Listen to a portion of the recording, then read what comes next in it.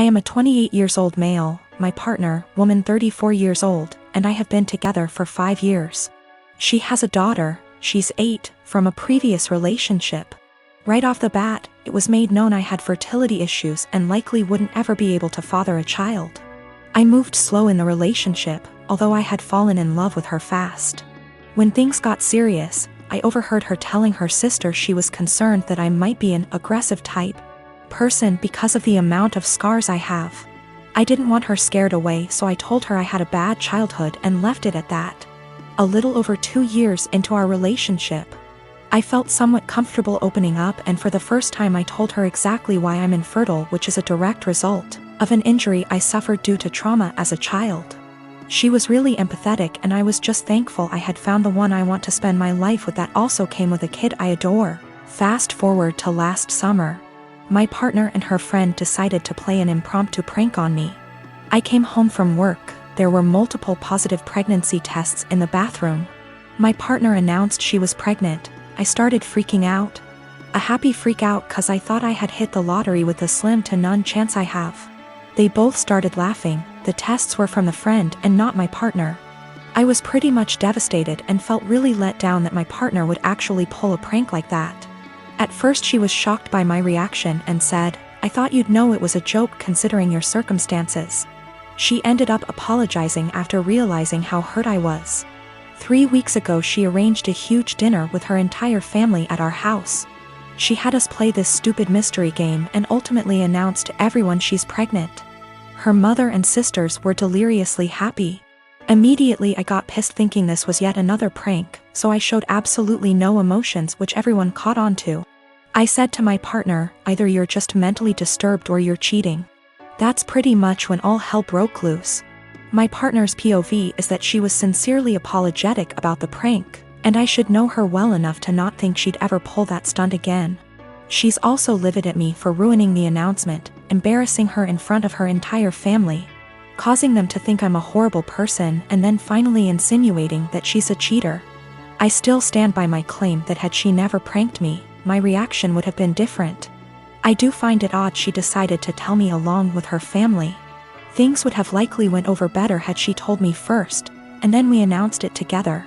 But I'm starting to think I acted immaturely causing scene in front of her family, and I think that's maybe where I'm wrong. I am a 32 years old female, and I was raised Mormon, but I'm not now, nor do I follow any other religion. My mom is still very much in the cult. As such, she has the typical Mormon mindset regarding gender roles and all that bullshit. Granted, I still think she'd be this way without her religion, though maybe not as bad. We get along splendidly, except when the topic of her religion comes up, which doesn't often. She's visiting right now. I don't see her in person much, but she came down for my birthday. It's also important to note that I have 2 sons. My 5-year-old has a mohawk. My 3-year-old has shaggy, shoulder-length hair. He's never had a haircut for a multitude of reasons, none of which would even be asked if he were a girl.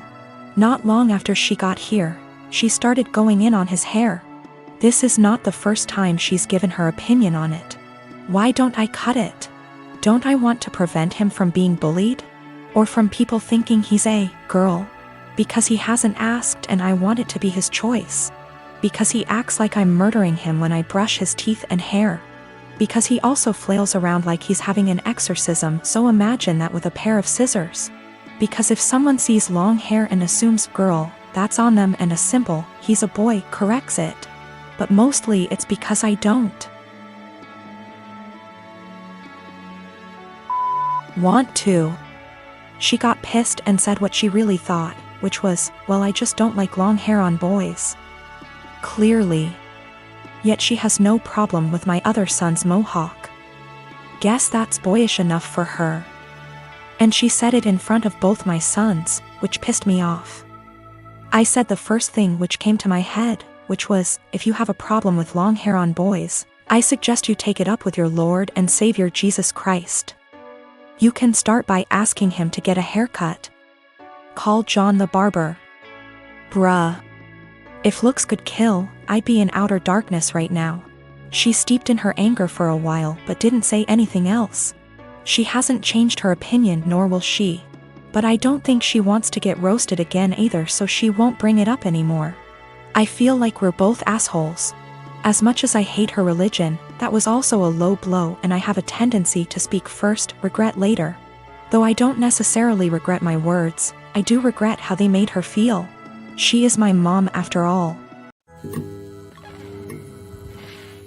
My girlfriend and I have been dating the past 5 years, since college. After graduation, we were semi-long distance, living close enough that we alternately visited almost every weekend. In 2018, and got a job in my city, and we found a place and moved in together. Now's a good time to mention the security cameras in our house. Break-ins are unfortunately common where we live. We thus got some motion-activated cameras, one of which has a view of our kitchen, to monitor the back door. The cameras only record when there's motion so they can retain footage for a very long time. And of course knows this. About a year ago, and started complaining I wasn't contributing equally to chores.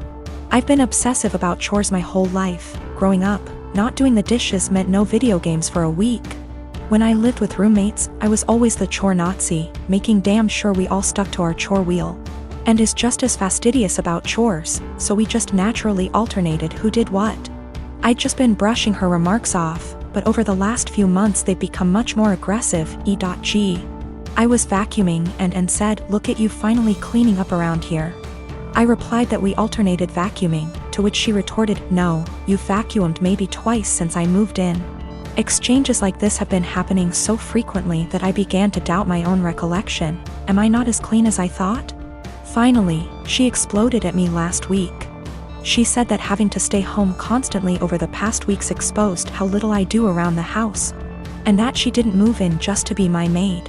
Questioning my own sanity, I spent a few hours going through the entire 1.5-year archive of security camera footage, and tallied the exact number of times the kitchen cam caught each of us doing dishes. Our cleaning supplies, vacuum, mop, etc., are in the kitchen pantry, so I also tallied up how many times we grabbed cleaning stuff. To my vindication, the tally showed that we indeed split chores equally. She vacuumed / mopped 5 more times than I did. I did dishes 20 more times than she did. Given that we vacuum / mop at least once a week and do dishes at least every day, these are insignificant differences over the year and a half we've lived together. When I confronted Anne, she shrugged off her behavior as remembering things differently, but the real sin here was what I did, which she called an unforgivable violation of her privacy, akin to abusive stalking. She has broken up with me and is trying to move out, although obviously this is difficult due to current circumstances. I'm totally heartbroken, and was the love of my life, and I can't believe she destroyed our relationship like this. To make matters worse, she told many of our friends, who are mostly siding with her. They've been texting me that what I did was creepy, abusive, controlling, invasive, etc. I'm at a loss. I'm beginning to think I'm the one who's off base here. So I live in a flat with 3 other people, childhood best friend, a guy from my uni course, and his cousin. For the most part we get along really well and rarely have disagreements. However, this has been a real point of contention lately. About 6 months ago I began a relationship with a guy I've known for a couple of years. I know it's still a fairly new relationship, but I really like him. He makes me really happy and we're pretty serious about each other. Up until recently, he would come visit me at my flat 3 to 4 times a week. This was mostly due to the fact that I have chronic fatigue and going on proper dates can be really challenging for me. Instead of going out to dinner or a film or whatever, we'd just chill in my room or the living room, watch TV and get takeout or cook together. I didn't really consult anyone about this, Bex say. All the other flatmates have their partners over as often if not more so, and B, he rarely spends the night and usually leaves before 10 p.m. because of his work schedule. So the issue, 2 weeks ago, comes to me and tells me that I need to stop having my boyfriend over because it's starting to get annoying. I asked her why and she said it's irritating to have someone who doesn't live there skulking around all the time. I pointed out that her boyfriend sleeps over 3 nights a week and thus is here more often than mine, and she claimed that was different because they've been together for 11 years and are moving in together once her lease is up. She said she's discussed it with the other flatmates and they've all agreed he needs to stop coming over or he has to chip into the rent, because it's getting ridiculous. Note: Nobody else's partner chips in on the rent. I confirmed with the other two that yes, this is an agreement they've made. Though my best friend said basically made her agree by threatening to cut off the Wi-Fi and utilities, which are in her name, if she didn't. I asked if this rule applies to everyone, but apparently it's just me. I pointed out that it's unfair and was basically told to deal with it. My potential assholery, I've begun loudly insisting that if my partner isn't allowed to come over, neither is anybody else's. If I answer the door to anyone's partner, I'll send them away. If I come home and someone's partner is there, I'll make a point to mention that I thought we weren't having partners who don't pay rent over anymore. I've asked boyfriend over and over how much rent he's paying and pretend to be affronted and make a fuss when he says he doesn't. Everyone's pretty pissed at me and is telling me I'm being unreasonable. I know I'm being petty, but I think it's unreasonable that there's one rule for me and another for everyone else, and I'm trying to make that point. Am I really the asshole here? Some questions people keep asking. If I knew of something my boyfriend was doing to be annoying // if anyone had told me that he was doing something, I'd have included it. I'm not aware of anything he does, and when I ask why doesn't like him, I just get a shrug and just do.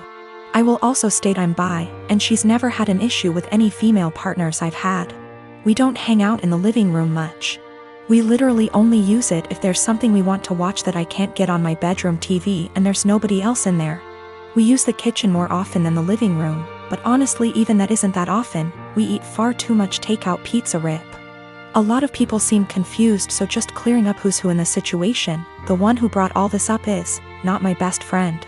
Not to get too much into a tangent, but basically just over a year ago I was moving out of halls at university and was looking for a new place, so we decided to move in together. At the same time, a dude from my course was looking for a flat share. We couldn't find a 3-bed but found a really nice 4-bed, and he mentioned his cousin was also looking for somewhere to live, so she got on board too.